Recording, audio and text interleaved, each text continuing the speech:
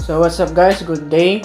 And for today's video po, ituturo ko kung paano yung ginagawa ko para mabawasan kahit papaano yung feedback at hindi maging sagabal or hindi masyadong malakas yung feedback ng mic. So tara, samahan niyo ako.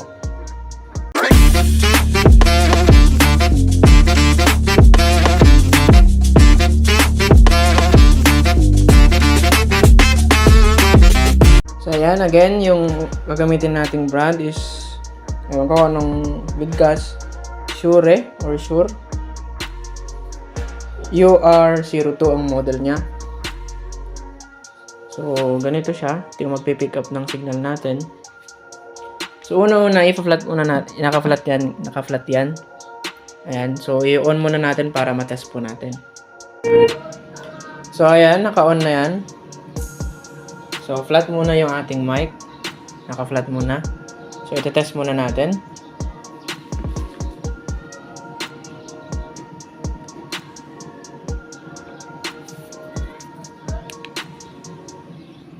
Hello. Check. Hello. Ayan, may feedback. Ganyan pa lang kababa pero may feedback. Ganyan pa lang pero may feedback na.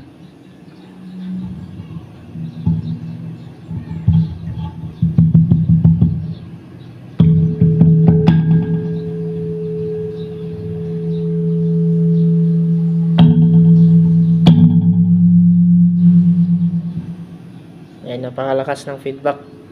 Napakalakas. Pero ayan.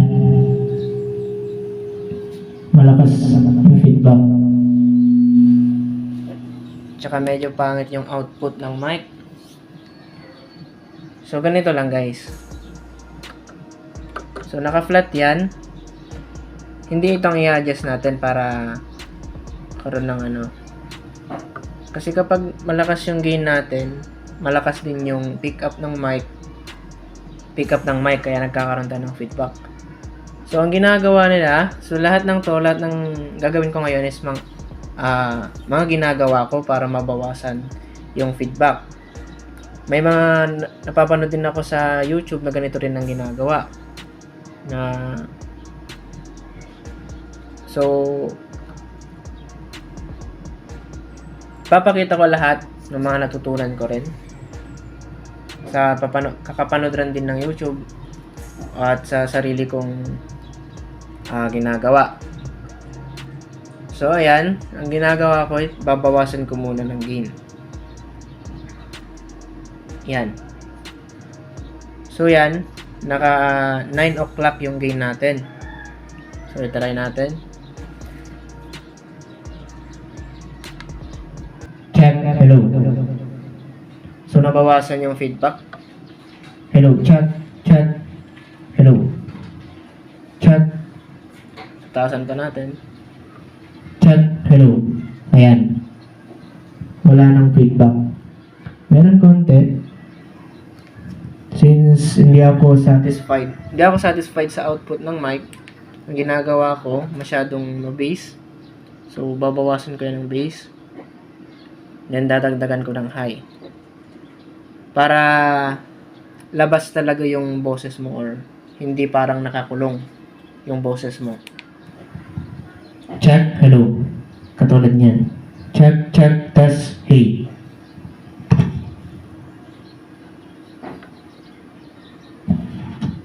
Check, hello.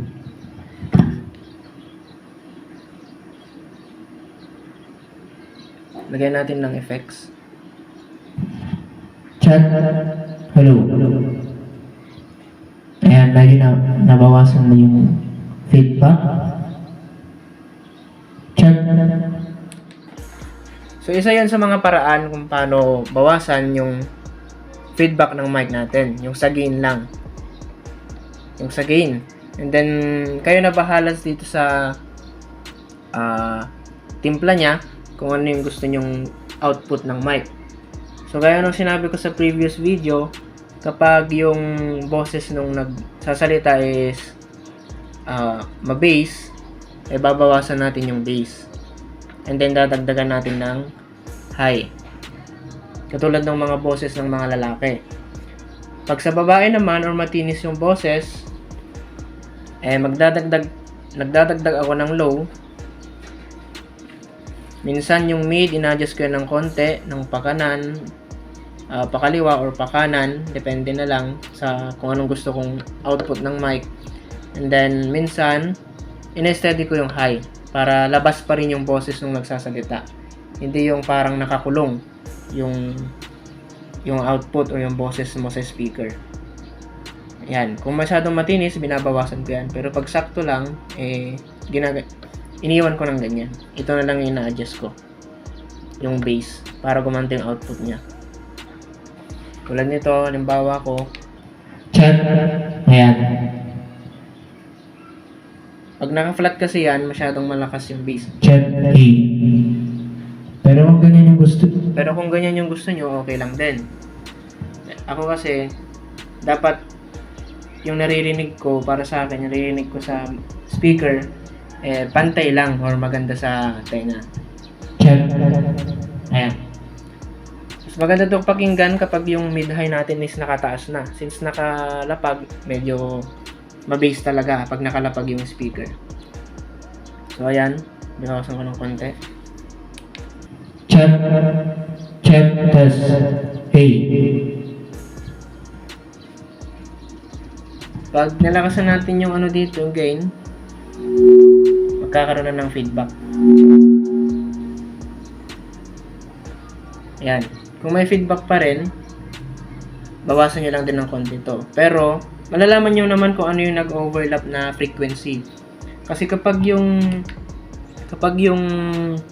ating feedback, yung matinis, yung tunog, high yung nag-overlap. So, high yung bawasan natin. Pero pag malalim, yung feedback, bass. Pag ano naman, pag medyo ma-bass na medyo matinis, mid yun. So, kailangan mong bawasan yung mid. Para ma-maintain natin yung lakas ng output ng mic. Kasi ito, mababawasan din yung output ng mic mo kapag pinit mo ng ganyan. So, mahihina yung output. Kaya, pakinggan nyo kung anong klase ng feedback yung nangyayari, kung matinis o ma-bass yung feedback, dito na kayo mag-adjust. Kung hindi pa rin nasasatisfy or hindi pa rin natatanggal or nababawasan, malakas pa rin yung feedback kahit na nag-adjust na kayo dito sa mixer, dito na kayo sa equalizer maghahanap. So, mas maganda kapag yung equalizer natin is 31 band. So, ito 25 lang. 25 band lang ito. So, mas magandang pantanggal ng feedback yung mga 31 band. Dito mo na hanapin yan. I-check mo yung mic, then hanapin mo na dito kung saan dito yung frequency na malakas o nag-overlap. Then, bawasan mo. Hanapin mo, ilakas mo ng konti. Kung nag-feedback, bawasan mo yun. Bawasan mo hanggang mahanap mo na or hanggang hindi na masyadong ma-feedback or tanggal na talaga yung feedback. So, yung iba naman, ang ginagawa is doon sa connection nila. Since hindi pa ako kompleto ng processor. Kasi, yung iba kasi, napapanood ko rin sa YouTube, may mga processor sila or connection para matanggal yung feedback. Yung iba naman, gumagamit ng feedback terminator na nabibili na rin sa online platforms or kahit saan. Kung meron mang bilihan dyan sa inyong malapit sa inyo, meron nang nabibiling feedback terminator. So ako na ito lang ginagawa ko kapag ma-feedback pa rin kahit na ina-adjust ko na dito ko na siya hinahanap sa equalizer. So ito, hinanap ko na to, na-adjust ko na yan noong sineset up ko. Kaya wala na masyadong feedback. Check. Hey, test. Ayan.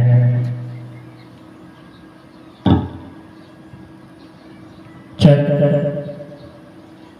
Check. Ayan, kahit lumapit na ako, hindi na masyado. Hindi na masyadong feedback. So, tanggalin ko muna itong ano.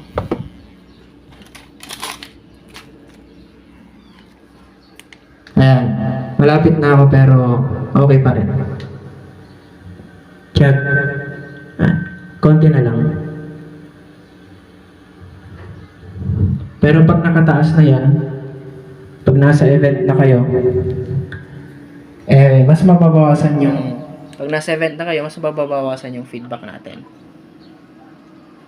Kasi nakataas na yan, itataas mo naman yung mga mid-high.